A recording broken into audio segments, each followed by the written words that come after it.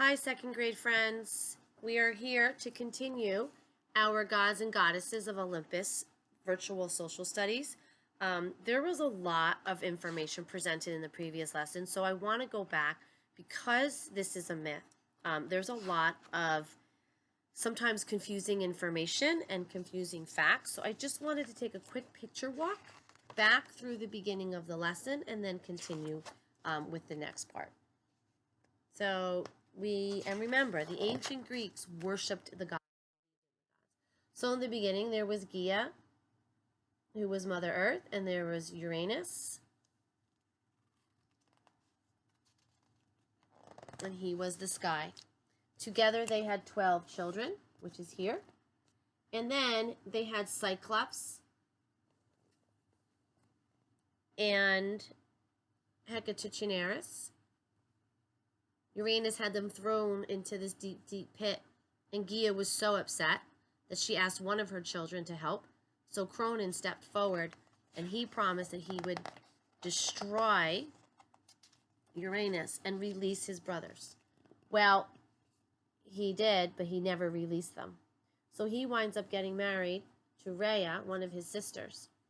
And he wants to be in control all the time. He wants to be the ruler. He wants to eventually become the head god. So he eats all his children. And Rhea is so upset that she takes one of her children, Zeus, and here he is, hides him with the nymphs in the forest with guards to protect him.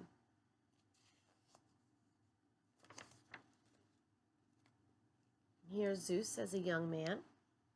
Zeus figures out a plan to trick Cronus and give him a drink that now releases all of his siblings. And because of the way Cronus acted, he and his brothers were preparing to face and fight the Titans. So here we go. The Cyclops, who were great builders and smiths, made the weapons. They armed Zeus with a thunderbolt that shook the universe. They made Poseidon a trident that could split the seas. They gave Hades a helmet of darkness that made him invisible to his enemies. For 10 years, war raged between the old gods and the new gods. At last, Cronus and the Titans were defeated and thrown into Tartarus to be guarded forever by their 100 armed brothers. So Cronus wound up losing and going right back to the pit where he threw his children.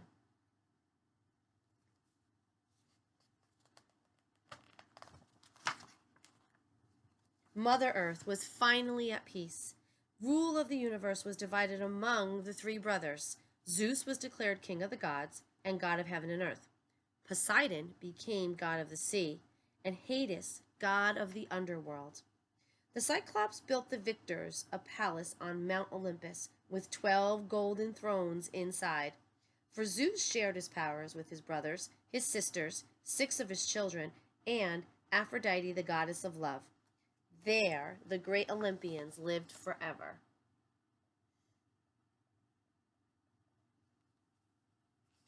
Let's learn a little bit more about Zeus himself. Zeus is king of the gods, god of heaven and earth, son of Cronus and Rhea. Zeus was everywhere, seen and unseen. He changed his shape as easily as he changed the weather. He moved the sun and the moon and put constellations in the sky. He protected everyone, gods and mortals alike. If you remember from the beginning, the gods could never die. We are mortals. Gods are immortal, so they will never die. In anger, Zeus hurled his thunderbolt to punish those who deserved it. But he was also wise and fair, and generous with his praise. Zeus first married Metis, but he made Hera his queen. Zeus and Hera bickered constantly, for Zeus had many other wives, goddesses, nymphs, and mortals, and had many children too. Hera was jealous of them all. So here's Zeus with his thunderbolt.